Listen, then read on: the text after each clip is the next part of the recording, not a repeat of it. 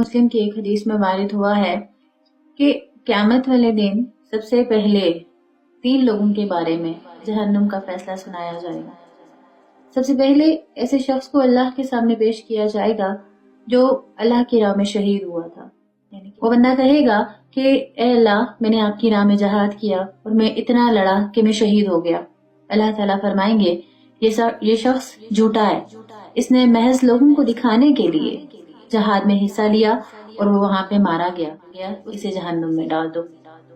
دوسرا شخص عالم دین ہوگا، قرآن کا علم رکھنے والا ہوگا۔ اسے جب اللہ کے سامنے حاضر کیا جائے گا اور اسے پوچھا جائے گا اللہ کے لیے کیا کیا، اللہ نے تو تمہیں اتنی ساری نعمتیں دی ہیں، تو وہ شخص کہے گا اے اللہ، میں نے آپ کے پیغام کو لوگوں تک پہنچایا، میں نے لوگوں کو دین سکھایا، میں نے لوگوں سے آپ کے بارے میں ہمیشہ ذکر کرتا تھا، میں نے جو بھی کیا آپ کے لیے کیا۔ اللہ تعالیٰ فرمائیں گے یہ شخص